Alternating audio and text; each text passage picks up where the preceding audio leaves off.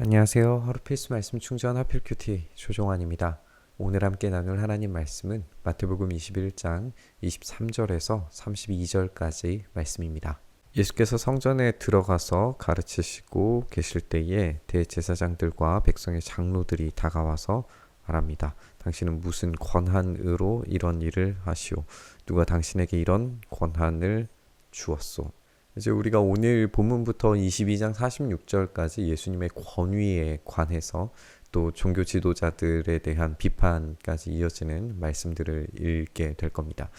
그 사이에 이제 세 가지의 비유와 또 세 가지의 질문에 대한 답변을 우리가 읽게 될 텐데, 이 종교 지도자들이 가지고 있는 모순들을 우리가 보면서 우리의 신앙을 좀 한번 점검해보는 그런 시간이었으면 좋겠습니다.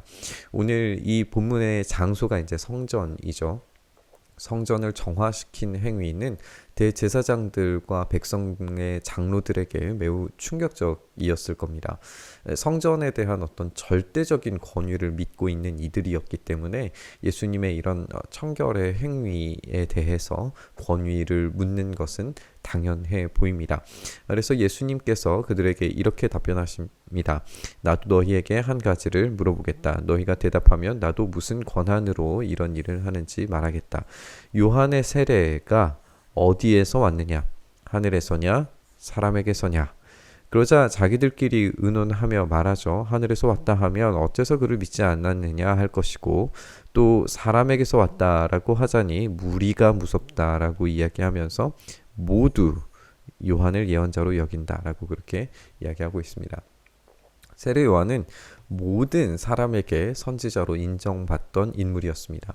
그만큼 요한의 사역은 대중에게도 깊이 인식되었던 인물입니다. 이들의 목표는 예수님께서 사람의 권위를 들이미시면 자신의 행동에 모순이 생긴다는 것과, 하나님의 권위를 들이미시면 신성모독으로 이제 고발할 수 있는 그런 함정이었어요. 근데 그것을 예수님께서 질문으로 지금 바꾸고 계시고, 그들이 스스로 답변하게 하심으로써 자신들이 가지고 있는 생각의 함정에 자기가 오히려 빠지게 만드시는 걸 우리가 보게 됩니다. 이제 만일 하늘에서라고 그렇게 이야기를 한다면, 또 만일 사람에게서 왔다고 한다면, 이런 이제 두 가지의 예시를 자기들 스스로 이제 점검을 해보는 건데, 결국에는 그들이 인간적으로도 대중들의 시선을 생각해서 사람에게서 나왔다라고 하는 말을 할 수 없게 됩니다. 헤롯조차도 이제 백성이 요한을 선지자로 생각해서 해치기를 꺼려 했는데, 이들이라고 해서 그럴 용기를 낼 수는 없었을 겁니다. 그렇게 해서 모르겠다라고 이렇게 대답을 하게 되는데, 이렇게 모르겠다라고 대답하고 예수님께서 그러면 나도 내가 무슨 권한으로 이런 일을 하는지 너희에게 말하지 않겠다라고 말씀하시면서 이 세례 요한의 사역과 예수님의 사역을 연결시키고 계시는 것을 우리가 보게 되죠. 세례 요한이 그렇게 하나님의 권세로 일하는 것처럼, 그것을 너희가 인정하는 것처럼 나의 사역도 그렇다라고 하는 것을 암시적으로 우리가 읽을 수 있게 되는 겁니다. 근데 여기서 이제 표현 자체가 그들은 모르겠다라고 답변하고 있어요. 그들이 몰랐을 리가 없어요. 말하기를 꺼릴 뿐입니다. 그런데 그 대답으로 인해서 그들의 속셈과 정체가 폭로되는 거죠. 예수님은 그런 그들에게 말씀하지 않을 것입니다. 하나님의 나라 비밀은 오로지 택함 받은 자들에게, 그리고 그 진리를 받아들이려고 하는 자들에게 제공되는 것이고, 제자들이 그 비밀을, 열려진 비밀을 얻을 수 있게 됩니다. 이제 예수님은 이제 세 가지 비유를 들어서 이 종교 지도자들의 모순적인 행위들, 그들의 잘못들을 이제 폭로하실 겁니다. 너희는 어떻게 생각하느냐? 어떤 사람에게 아들 둘이 있는데 아버지가 맏아들에게 가서 얘야, 너 오늘 포도원에 가서 일해라 라고 말하였다. 그런데 맏아들은 대답하기를 싫습니다 하고 말했다. 그러나 그 뒤에 그는 뉘우치고 일하러 갔다 라고 이렇게 이야기합니다. 오늘 이것을 읽으시면서 좀 이상한 점을 느끼실 수 있을 것 같아요. 개역 개정 성경과 새번역 성경은 첫째 아들과 둘째 아들의 이야기가 뒤집어져 있습니다. 사본 번역상 사실 둘 다 존재를 하거든요. 근데 오래된 판본, 더 많은 판본의 기준으로 생각을 하면 새번역 성경이 더 원문에 가깝다라고 학자들은 보고 있습니다. 둘째 아들이 회개하는 것으로 이해하는 것은 이방인들 또는 이제 죄인들이 첫째 아들인 유대인들보다 아래로 보는 그런 경향성에서 나오는 해석이라고 학자들은 지적을 합니다. 또 누가복음에 등장하는 탕자의 비유와 연결시키려면 이제 둘째 아들이 회개해야 되는 것으로 나와야 하기 때문에 여기 맏아들이 뉘우치고 일하러 가는 것이 이제 어색하게 느껴진다는 거죠. 그래서 이제 물론 사본에서는 두 가지가 다 있기 때문에 개역 개정에서는 이 두 번째를 선호해서 아버지가 둘째 아들에게 가서를 먼저 제시하는 것으로 그렇게 제시하고 있습니다. 그래서 우리가 새번역 성경과 개역 개정 성경이 약간의 이런 차이를 보게 되는데 어쨌든 뭐 의미 자체가 달라지지 않으니까 오늘 이 새번역 기준으로 이야기해 보려고 합니다. 이 맏아들은 뉘우치고 일하러 갑니다. 여기에 뉘우치다라고 하는 것은 메타멜로마이라고 하는 단어인데 이것은 마음의 변화뿐만 아니라 후회와 회개를 뜻하는 그런 단어입니다. 누가 아버지의 뜻을 행했는가 후회하고 회개하는 첫째 아들이다라고 하는 답변이 너무나도 이제 쉽게 나올 수밖에 없죠. 아버지는 둘째 아들에게 가서 같은 말을 합니다. 그는 대답하기를 예, 가겠습니다, 아버지라고 하고서는 가지 않습니다. 근데 여기에서 이제 번역이 조금 아쉬운 것은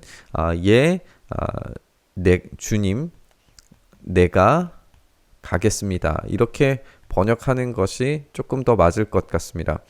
왜냐하면 이제 내가라고 했을 때 에고라고 하는 표현과 이 주님이라고 하는 어떤 퀴리오스라고 하는 표현이 굉장한 존칭과 존경을 표하는 말이거든요. 그러니까 지금 이 둘째 아들은 극진한 존칭을 사용해서 내가 그렇게 꼭 하겠노라고 절대적인 존경과 이런 복종을 보여주는 말을 합니다. 그런데 가지 않게 되죠.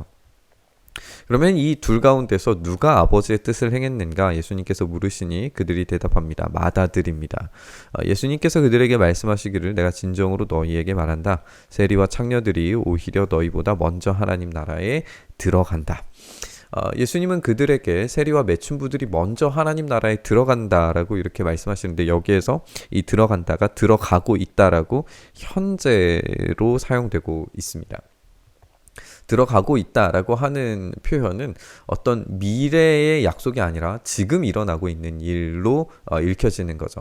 지금 하나님 나라에 참여하고 있고 그 감격을 누리고 있다라고 하는 말입니다. 그런데 지금 종교 지도자들은 여기에 이제 주님이라고 하는 말이 빠져 있지만 이 주여라고 부르면서도 순종하지 않음으로써 하나님 나라에 들어갈 자격을 갖추지 못했다라고 이야기하는 것 같은 거예요. 예수님께서 전에 주여 주여 부르는 자마다 다 하나님 나라에 들어갈 것은 아니다라고 그렇게 말씀하셨던 것이 여기에서 오버랩되고 있는 겁니다. 여기에서 요한이 너희에게 와서 옳은 길을 보여주었으나 너희는 그를 믿지 않았다. 그러나 세리와 창녀들은 믿었다. 너희는 그것을 보고도 끝내 뉘우치지 않으며 믿지 않았다 라고 이렇게 되어져 있는 걸 우리가 보게 돼요. 이들은 믿지 않습니다. 그들이 어떤 이 믿는 자들을 애워싸고 있는 것처럼 보입니다. 그러나 천국은 지금 여기 가까이 존재하고 있고 회개하고 믿는 자들이 지금 소유하고 있는 것입니다. 그들은 이 말씀을 들으면서 이 믿지 않음을 회개하고 믿음으로 돌이킬 것인가 를 질문해야 하는데 결국 그들은 그렇게 되지 않으리라는 것을 알고 있습니다. 그들은 회개에 합당한 열매를 맺지 못하게 되는 겁니다. 종교 지도자들은 예수님의 권위를 알지 못한다라고 결론 내린 것입니다. 그 권위를 보면서도 거절하고 있는 것이고 믿지 않는 것입니다. 이것이야말로 회개에 대한 거절이고 심판에 대한 사유입니다. 우리는 예수님의 권위를 얼마나 인정하는지 한번 묵상해 봤으면 좋겠습니다. 하나님께서 그분의 나라에 우리를 초대하실 때 예수님을 통해서 그분의 가르침에 전적으로 복종하고 어린아이처럼 전적인 의존 상태로 나오라고 말씀하셨습니다. 말씀하셨는데 우리는 하겠습니다 말만 하고서 순종하지 않는다면 오늘 이 본문에 따라서 둘째 아들과 다르지 않을 겁니다. 여기에서 예수님께서 종교 지도자들을 향해서 너희는 절대 하나님 나라에 들어가지 못할 것이다 라고 단정하고 계시지 않는다는 점을 주의 깊게 살펴보시길 바랍니다. 그러니까 그들도 역시 회개하면, 후회하고 회개하고 뉘우치고 순종하면 지금이라도 하나님 나라에 들어갈 수 있습니다. 그들은 여전히 기회가 있는 겁니다. 지금 거절하는 중이라도 회개하고 순종하면 된다는 거죠. 오늘 본문을 묵상하면서 우리 주님의 말씀의 권위에 복종하고 말씀하신 대로 살 수 있는 힘과 능력을 달라고 기도했으면 좋겠습니다. 회개와 순종의 자리에서 우리가 살아갈 수 있게 해달라고 오늘 본문 묵상하시면서 나아가시죠. 주님, 우리가 그 말씀의 권위, 우리 주님께서 우리에게 가르치신 하늘나라의 복음의 그 비밀을 우리가 온전히 순종함으로 따라가기를 원합니다. 그 순종의 자리, 복종의 자리에서 우리 주님께서 말씀하시는 놀라운 하나님 나라의 비밀이 우리 안에 경험되게 하시고, 또 우리가 그렇게 순종하지 못하며 말만 하는 자리에 있었다면 우리가 다시 회개하고 뉘우쳐 돌이켜 주님의 말씀에 순종하는 자로 서서 그 하나님 나라를 지금 이 땅에서도 경험하며 살아갈 수 있도록 은혜 더하여 주시옵소서. 이렇게 우리의 손 붙드시길 소망하며 우리 주님 예수님 이름으로 기도드리옵나이다.